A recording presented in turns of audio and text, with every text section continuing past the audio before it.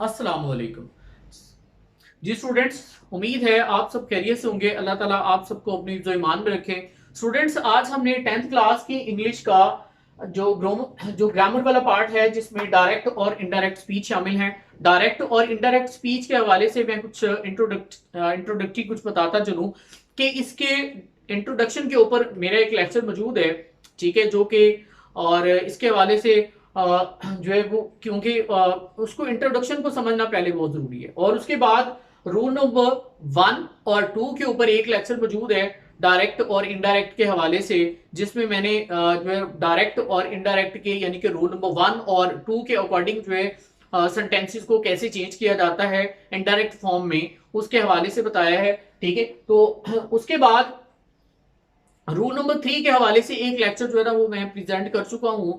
इन तीनों लेक्चर्स की डिटेल जो है, ये इनके लिंक्स जो हैं वो आप लोगों को इस लेक्चर की डिस्क्रिप्शन में आप लोगों को दे दिए जाएंगे, ताकि आप सब स्टूडेंट्स या नए आने वाले स्टूडेंट्स जो इस लेक्चर के ऊपर विजिट करेंगे या इस लिंक के ऊपर विजिट करेंगे या इस लेक्चर को वो अंडरस्टैंड करने के लिए आएंगे, तो आप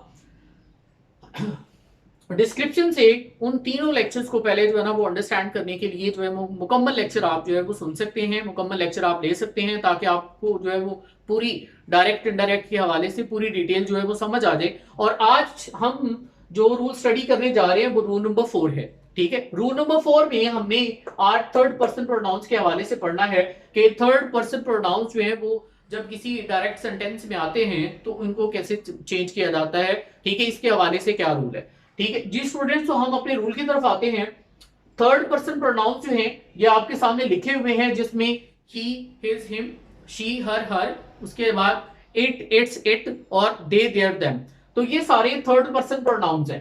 ठीक है, तो स्टूडेंट्स जब ये सेंटेंसेस में आते हैं तो इस रूल के अकॉर्डिंग थर्ड पर्सन प्रोनाउंस को चेंज नहीं किया जाता। ठीक है, तो मैं आपको ये बताता चलूं कि ये अगेन बताता चलूं कि ये थर्ड पर्सन जो है ये चेंज नहीं होते। लेकिन इस इसके बाद जब हम, क्योंकि सेंटेंस के दो पार्ट होते हैं, एक रिपोर्टिंग स्पीच होता है और दूसरा रिपोर्टेड स्पीच होता है। रिपोर्टिंग स्पीच में हम ये देखते हैं कि से या से टू जो है ये अगर आ जाता है तो इसको हम टेल में बदलते हैं, और उसके बाद सेज या सेज टू आ जाए तो इसको हम टेल्स में चेंज करते हैं। ठीक है, तो बाकी इसकी एग्जाम्पल के जरिए से हम इस रूल को अप्लाई करेंगे। ठीक है, ताकि हम दो एग्जाम्पल्स इधर लिखी हुई हैं, तीनों एग्जाम्पल्स को स्टडी करने के बाद ताकि स्टूडेंट्स आप लोग इसको अच्छी तरह समझ सकें। ठीक है, और उसके बाद ये असाइनमेंट है, ठीक है, जिसमें तकरीबन 5 सेंटेंसेस दिए हुए हैं स्टूडेंट्स। तो आप इन एग्जाम्पल्स को समझने के बाद, अच्छी तरह अंडरस्टैंड करने के बाद, ये जो असाइनमेंट है जिसमें 5 सेंटेंसेस मौजूद है, आप इनको खुद सॉल्व करेंगे। ठीक है, ताकि आपको जो है वो इस रूल को समझने के बाद और इसकी एग्जाम्पल्स को अच्छी तरह से समझने के बाद आपको जो है वो जब आप असाइनमेंट करने बैठे तो आपको अच्छी तरह जो है वो इस रूल की जो है वो प्रिपरेशन हो सके, और आप प्रैक्टिस के थ्रू आप इस रूल को जो है ना वो अच्छी तरह अंडरस्टैंड कर सके। जी स्टूडेंट्स, तो हम इसकी फर्स्ट एग्जाम्पल की तरफ आते हैं। तो फर्स्ट एग्जाम्पल में आप देखें कि ये सेंटेंस जो आपके सामने डायरेक्ट फॉर्म में लिखा है कि he says to me he is good boy. ठीक है स्टूडेंट्स, तो आप ये देखें कि यहां पर सेज टू है, तो पहले हम इसकी चेंजेस के हवाले से पढ़ लेते हैं या देख लेते हैं कि इस सेंटेंस में हमने कौन सी ऐसी चेंजेस करनी है। ठीक है, जब हम इस डायरेक्ट सेंटेंस को इनडायरेक्ट फॉर्म में जब लेके जाएंगे तो पहले हमें चेंजेस के बारे में अच्छी तरह आइडिया हो जाना चाहिए, उसके बाद हम अच्छी तरह जो है वो सेंटेंस को चेंज करने में जो है वो कामयाब हो सकेंगे। जी स्टूडेंट्स, तो सेज टू को किस में बदला जाता है। सेज टू को मैंने आपको जैसे बताया कि सेज टू को आप जो है वो इनडायरेक्ट फॉर्म में चेंज करते हुए टेल्स में चेंज करेंगे। ठीक है, उसके बाद आपने सेंटेंस में जो आपको जो है ना कि इन्वर्टेड कॉमास दिखाई दे रहे हैं, तो इन्वर्टेड कॉमास को आपने जो है वो हटा के इसकी जगह आपने डेट यूज करना है। ठीक है जी स्टूडेंट्स, तो उसके बाद नेक्स्ट जो है आपके साथ आपके पास जो है ना रिपोर्टेड स्पीच है।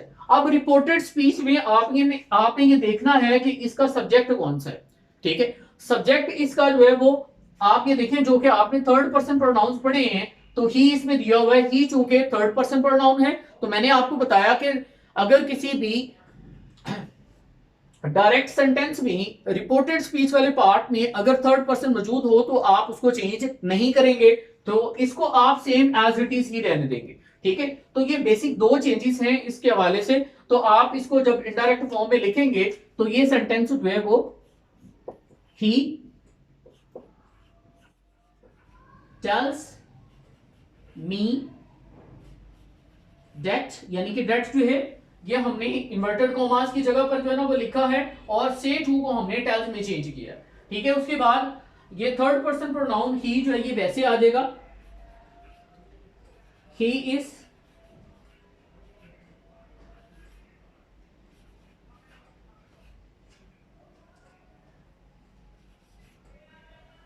गुड बॉय, ठीक है जी स्टूडेंट्स। तो ये पहली एग्जांपल हमारी कंप्लीट हो गई। उसके बाद सेकंड एग्जांपल की तरफ हम आते हैं। तो सेकंड एग्जांपल में आप देखें कि आई से टू हिम, तो I say to him she is an innocent lady, ठीक है। आप ये देखें कि इसमें जो है वो इस सेंटेंस में पहले हम रिपोर्टिंग स्पीच वाले पार्ट को देख लेते हैं, उसके बाद हम रिपोर्टेड स्पीच की तरफ आएंगे। तो रिपोर्टिंग स्पीच में पहले हमने चेंजेस को देखना है, ठीक है। तो से टू दिया हुआ है, अब से टू को आप किसमें बदलेंगे, आपने इसको टेल में चेंज करना है। जैसे कि मैंने आपको बताया था कि से या से टू आ जाए तो आपने उसको टेल में बदलना है। तो यहां पर से टू है तो आप इसको टेल में बदलेंगे, ठीक है। उसके बाद स्टूडेंट्स ये इन्वर्टेड कॉमास है, इन्वर्टेड कॉमास को हटा के जो है वो आपने डेट लगाना है, और उसके बाद शी जो है ये इसमें थर्ड पर्सन प्रोनाउन है, तो थर्ड पर्सन प्रोनाउन जो है वो चेंज नहीं होता, ठीक है। तो उस अब हम इसमें से मजीद कोई और चेंजेस नहीं करेंगे, क्योंकि हमने रूल्स के अकॉर्डिंग रहना है, और जो कि हमने इस रूल नंबर 4 में स्टडी किया है कि थर्ड पर्सन प्रोनाउंस जो है वो तब्दील नहीं होते, ठीक है। बाकी जो है सेंटेंस हम इसको जब इनडायरेक्ट फॉर्म में लिखेंगे तो ये सेंटेंस इस तरह बनेगा कि आई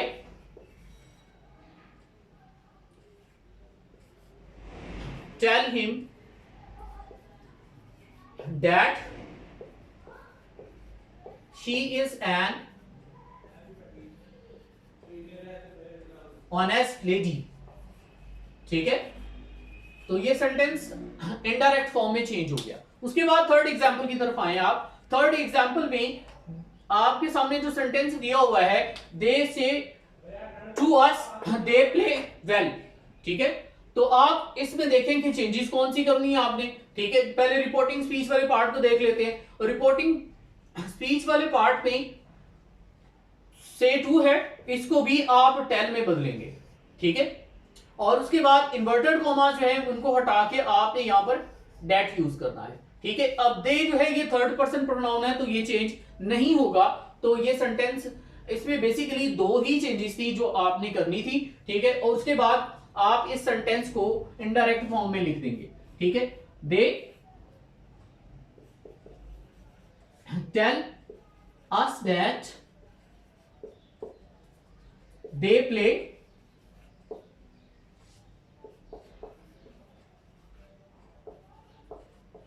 वेल, ठीक है जी स्टूडेंट्स। आपके तीनों एग्जाम्पल में आप इस रूल को अच्छी तरह अंडरस्टैंड कर चुके हैं।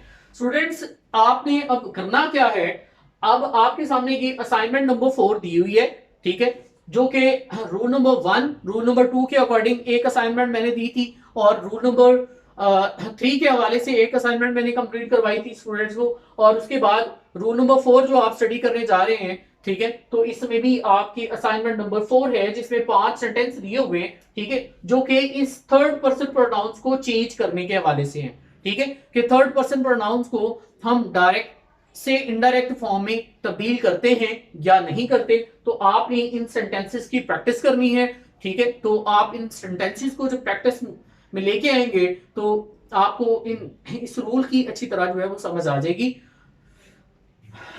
जी स्टूडेंट्स। तो इसके बाद हम अपनी आखिरी बात की तरफ आते हैं। तो अगर ये लेक्चर आपको अच्छी तरह जो है वो समझ आया है और आपको इसे समझने में बहुत ज्यादा मदद मिली है, तो स्टूडेंट्स तो कमेंट बॉक्स में अपने कमेंट्स जरूर ऐड करें, ताकि जो है वो आने वाली मजीद वीडियोस जो है वो बेहतर से बेहतर हों, और आपके कमेंट्स जो है वो मुझे जो है वो मजीद मोटिवेट करेंगे कि मैं आपके लिए जो बहुत अच्छे तरीके से जो है वो मजीद लेक्चर्स को जो है ना वो अच्छे तरीके से डिलीवर कर सकूं, ठीक है, और आपकी हेल्प कर सकूं।